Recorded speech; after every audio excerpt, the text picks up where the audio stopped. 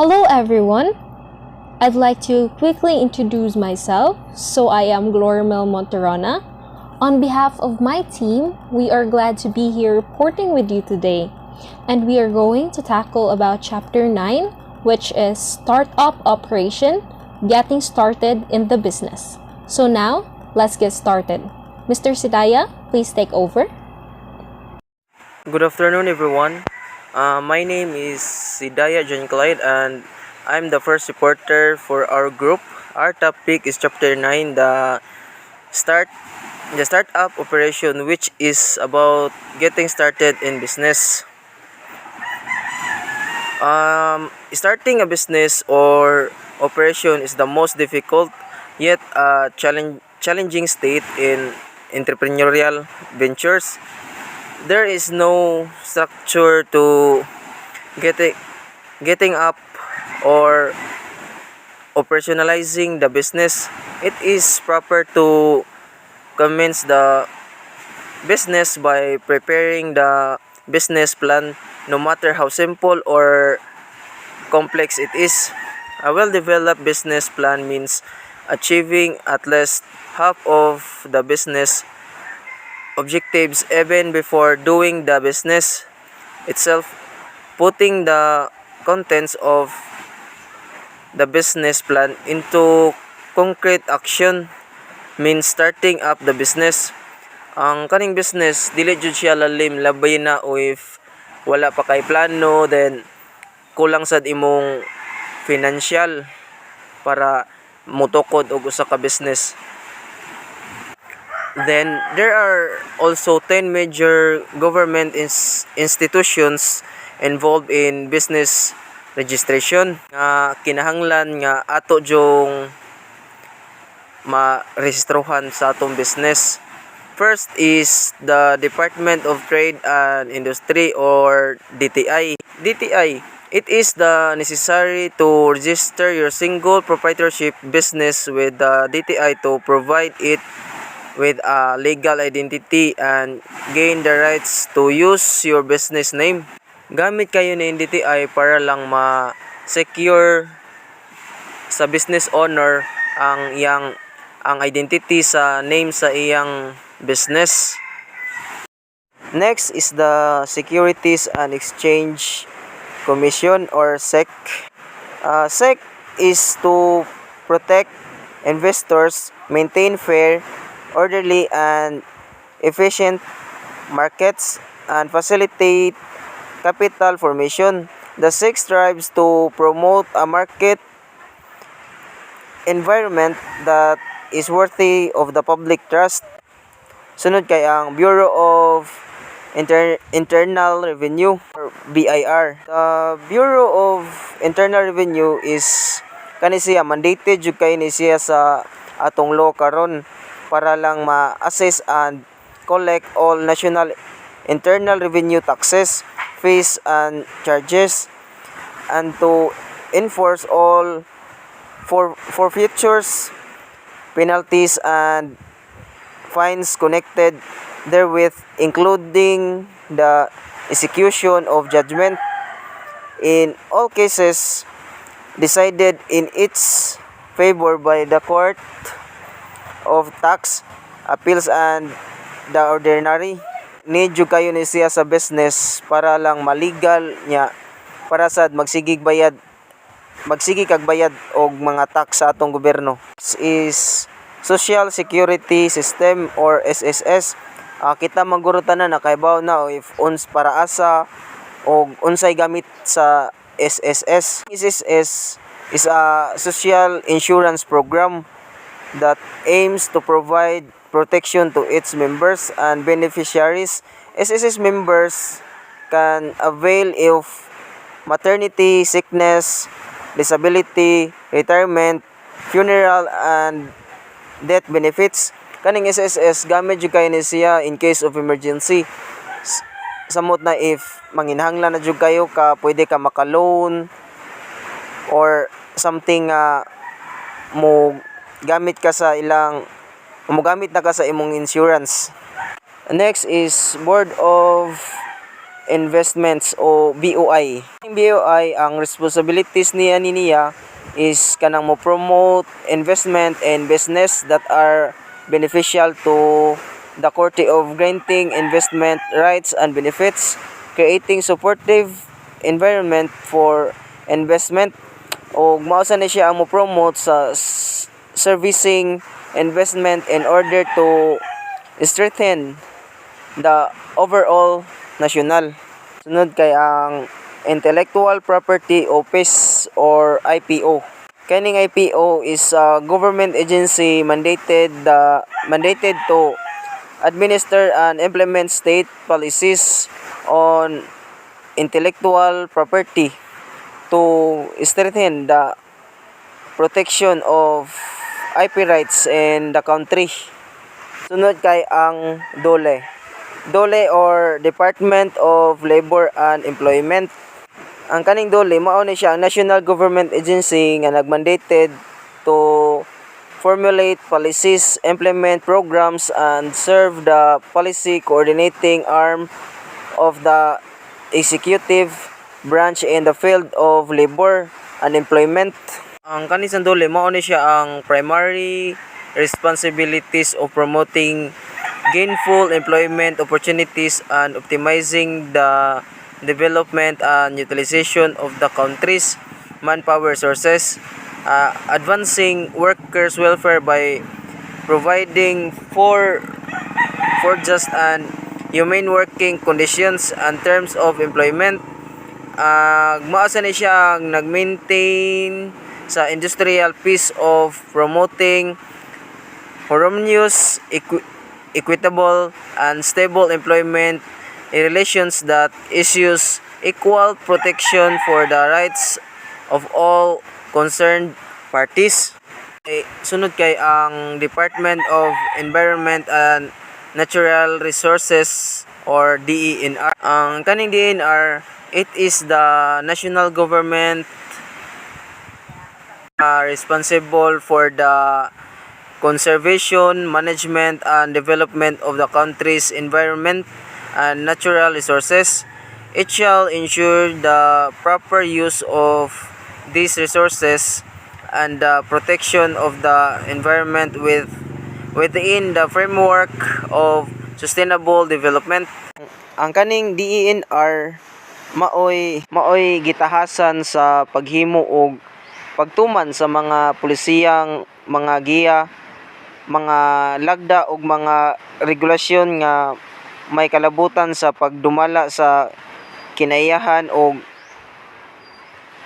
pagpugong sa polusyon ani sa atong community. Sunod kay ang kaning Department of Education, Culture and Sports or DECS.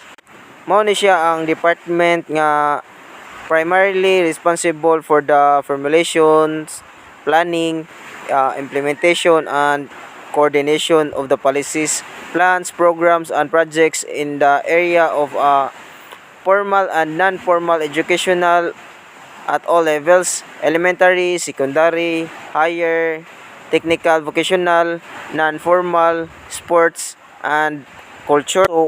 Also, it provides for the establishment and maintenance of a complete, adequate, and integrated system of basic education relevant to the goals of national development. Last is kaning CHED or Commission of Higher Education.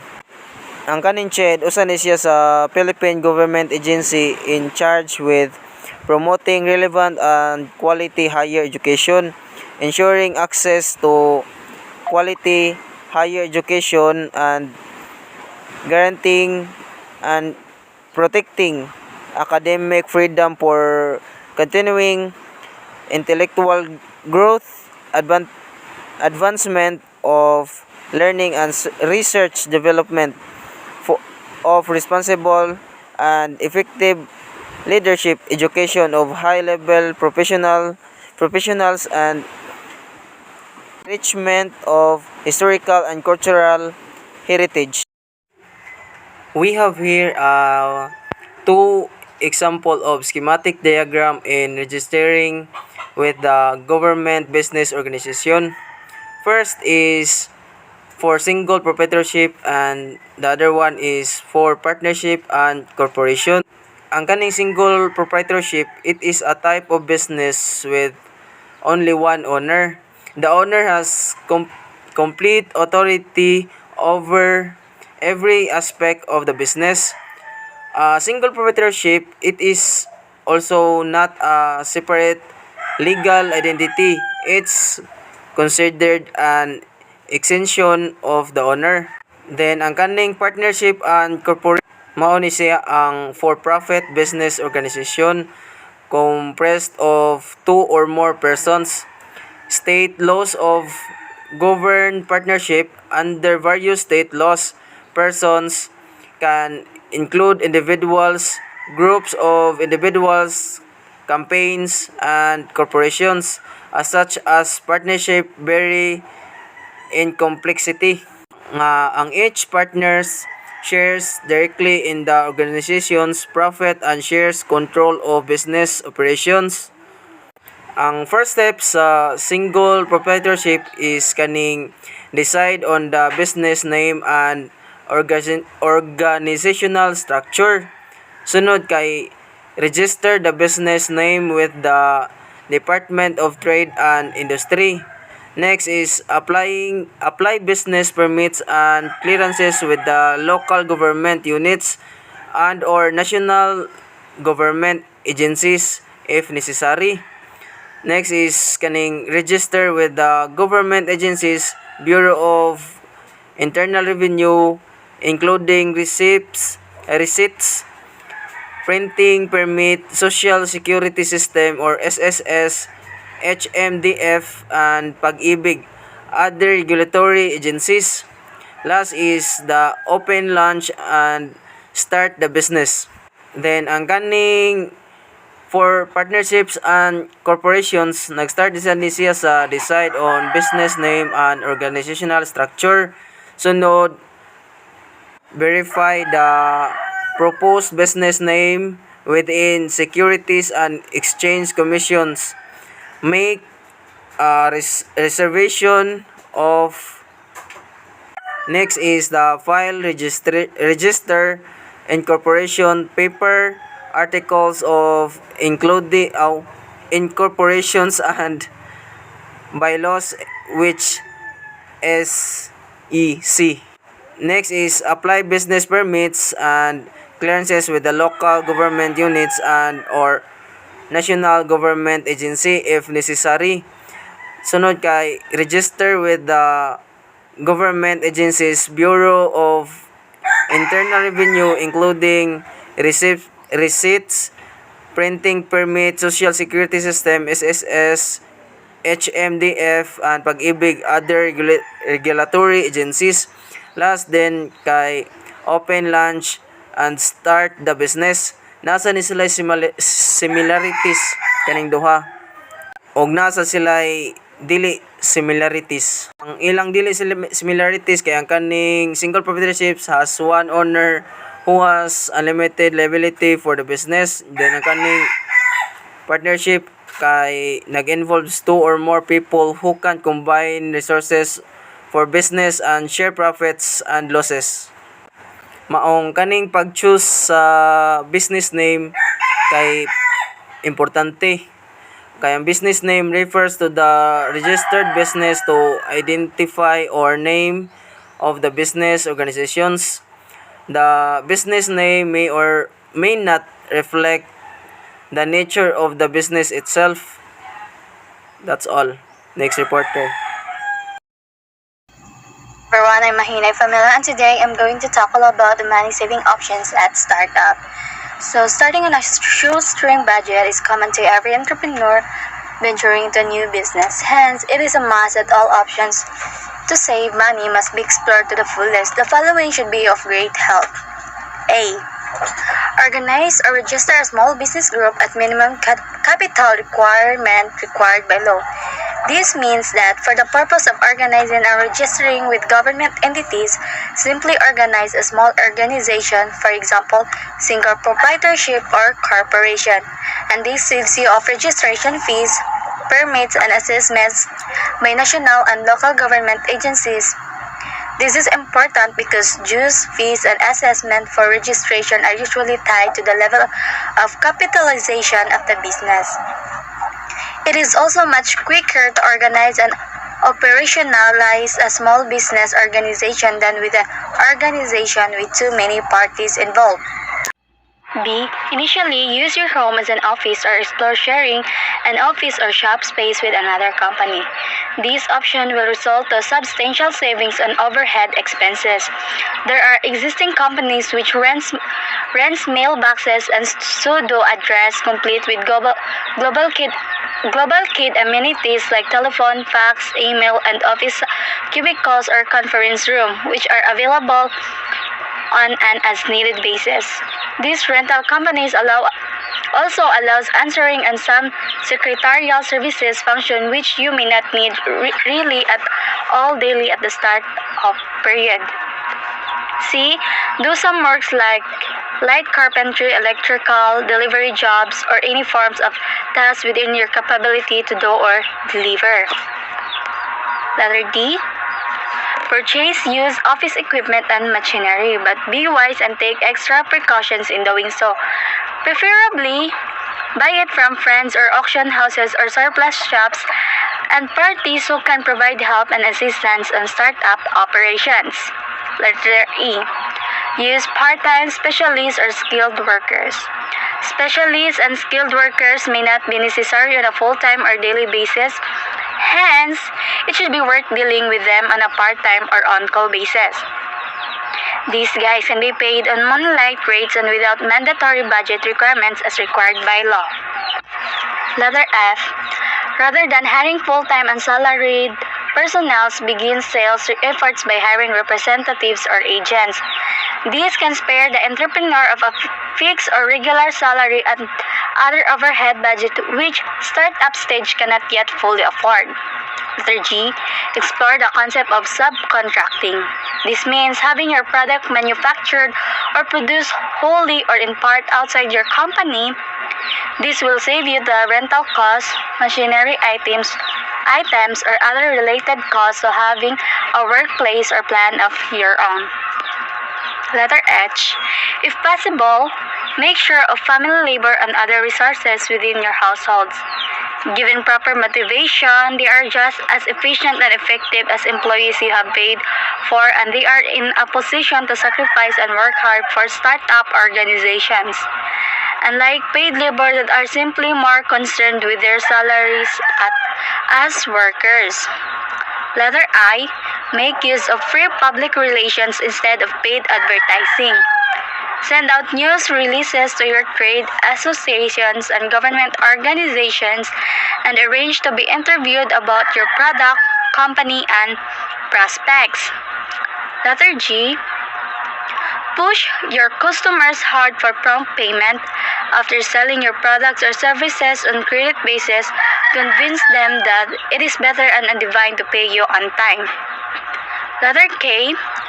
Make full use of technology where necessity for application demands. For instance, full knowledge on personal computer hooked to an internet system can save you costs on accounting and marketing. So the next one is the instant office.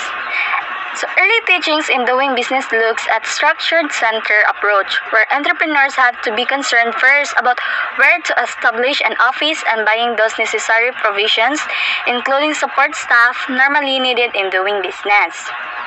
Quite often, business or entrepreneurs commence with having an office or workplace and other amenities. For example, furniture, typewriter, phone lines, fax machine, trash cans, which means spending for overhead items.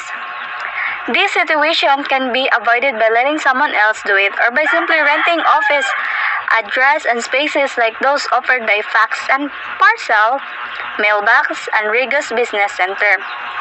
At Regus Business Center, for instance, their instant offices attracts not only local entrepreneurs but also foreign investors as well. Regos provides instant office fully equipped and staff office tailor-made to suit specific needs of clients.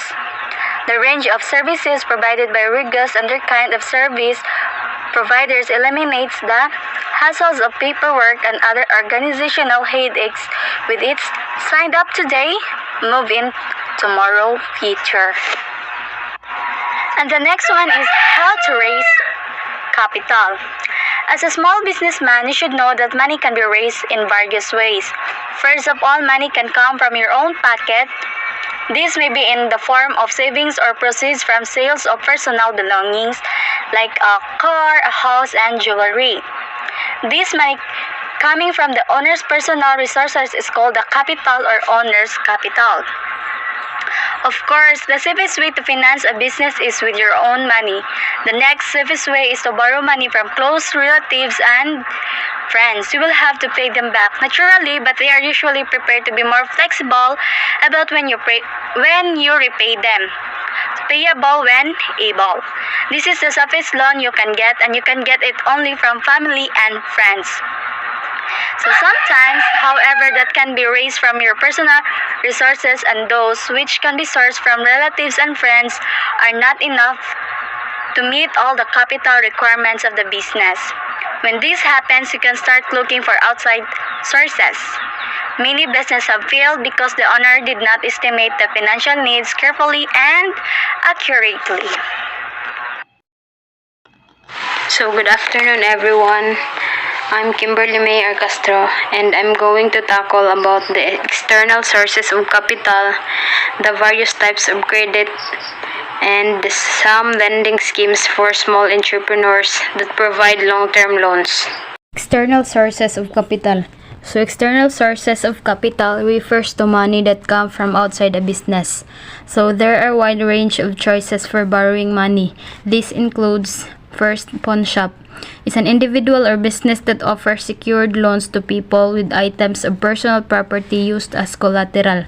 In pawn shop, you can get quick cash by pawning jewelry and other relatively valuable items as collateral. Second is credit cooperatives. These are popular and easy source of credits, especially in the rural areas. Usually, it lends an amount up to 3 or 5 times bigger than the money a member has deposited in the cooperative. Interest charge are often minimal. Third is money lender. Money lender is a person who lends money which has to be paid back at a high rate of interest. So ang kalahian aning sa credit cooperative ug money lenders kay ang credit cooperatives is gamay ra silang interest rate while ang money lender is dako siya. So fourth is the lending investors. These are business enterprises engaged in money lending operations. Considered a cross between money lenders and banks, lending investors extend short-term loans quickly to individuals and business with or without collateral.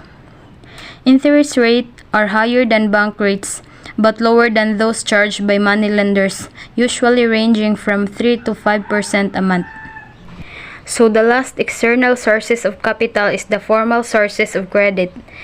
These include banks, financial institutions, as well as certain government development agencies and development-oriented non-government organizations. They are called formal sources of credit because they have the legal authority or mandate to lend money to individuals and business. So there are various types of credit available from formal lending institution. First is the short-term loans. A short-term loan is a type of loan that is obtained to support a temporary personal or business capital need. As it is a type of credit, it involves repaying the principal amount with the interest by a given due date, which is usually within a year from getting the loan. Second is the intermediate term loans.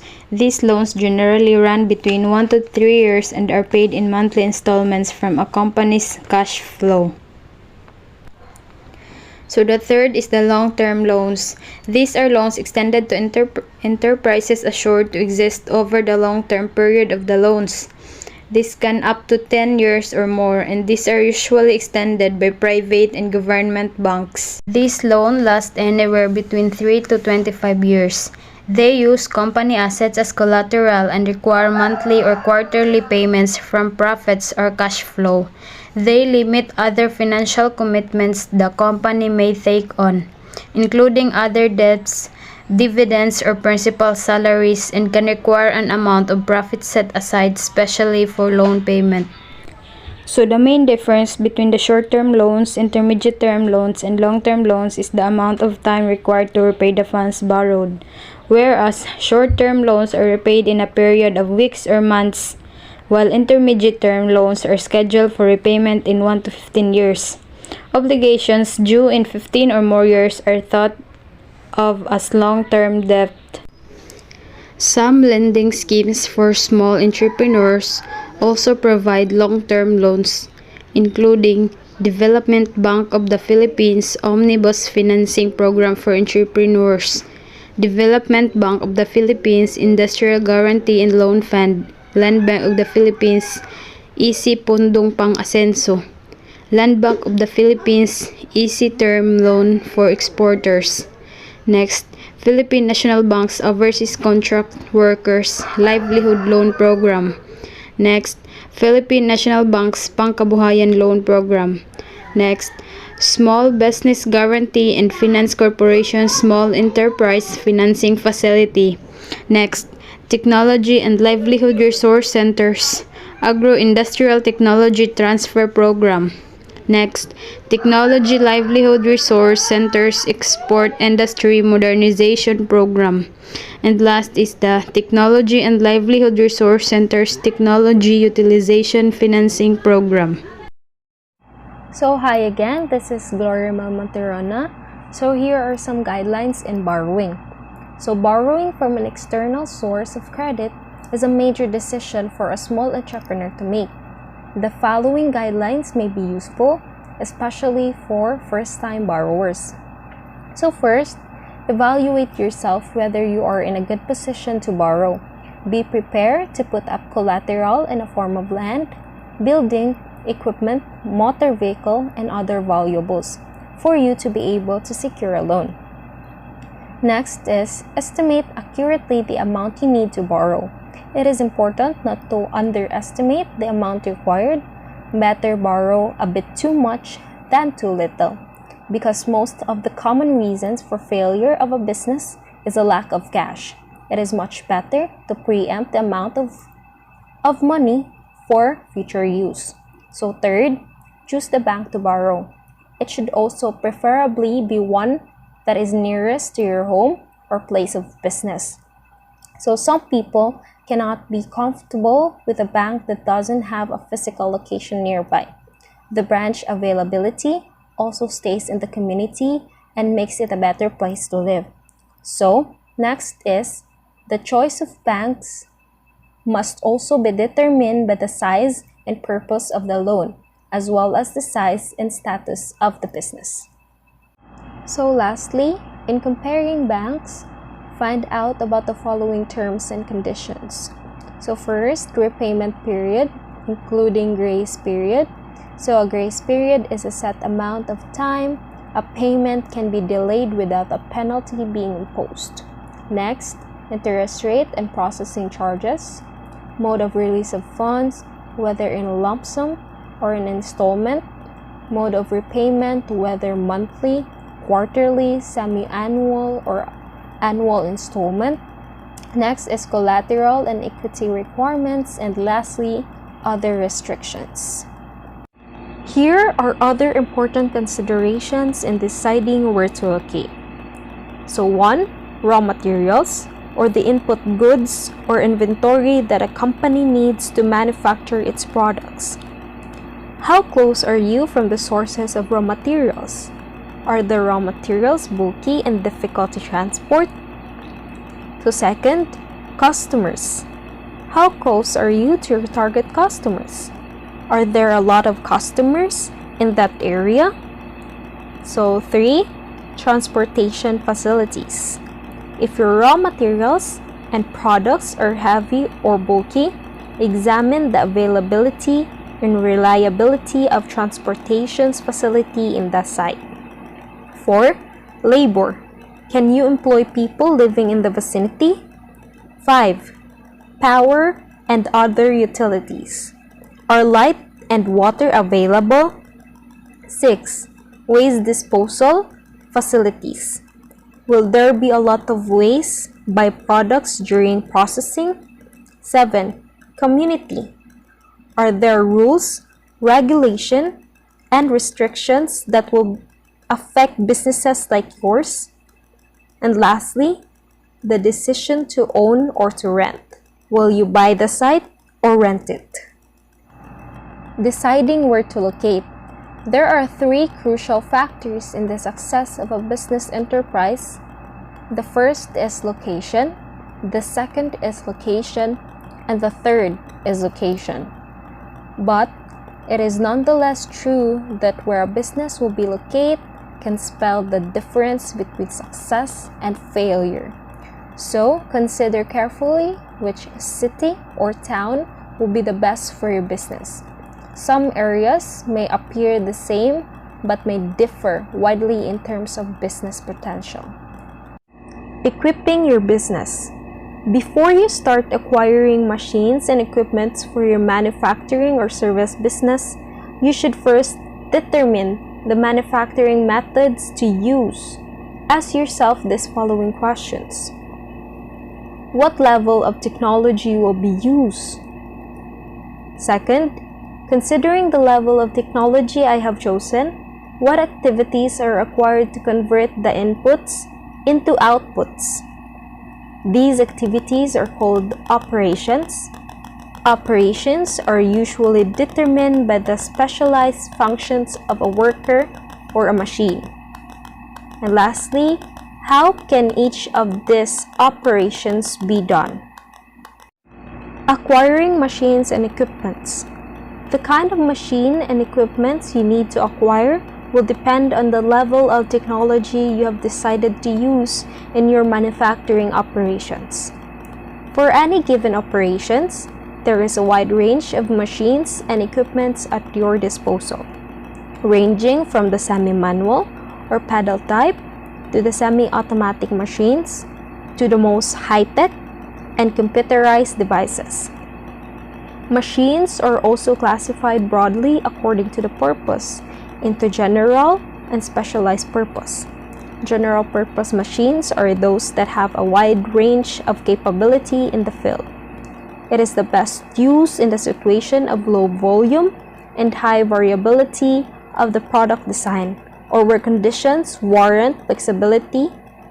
It is from these machines that special purpose ones have evolved.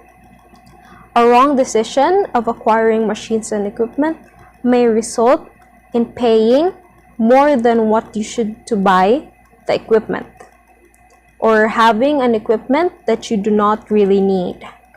And lastly, spending too much on the operation and maintenance of the equipment because of high energy consumption, frequently machine breakdown, repair, cost, and so forth. Hiring and training personnel. So before starting to hire employees, it is important to know your manpower requirements first. Recruiting personnel. Now assuming that you know exactly the type and the number of people you need to hire, as well as their qualifications, you go ahead with the hiring process. So first, place help wanted advertisements in the newspaper or the radio. Next, display help wanted signs prominently outside your factory or office and in other public places. Next, check with placement units of schools and personal offices of other companies. So, check with employment agencies. And lastly, ask employees, customers, and suppliers for people they know who might be qualified. Selecting personnel. There are various tools you can use in order to choose the best candidate for a certain job. These tools include the following: the application form, the interview, written test, practical test, reference checks, And lastly, medical examinations, in order to determine the best candidate to fill a specific role within the company. Next is training personnel. Once you have hired a person for employment, you may still need to train him. You must not overlook the importance of training. You cannot expect even an experienced worker to do a job exactly the way you want it to be done. These new skills, knowledge, and other informations are imparted to the new employee through the process of training and development. So that would be all for Chapter 9. Thank you for listening and have a good day.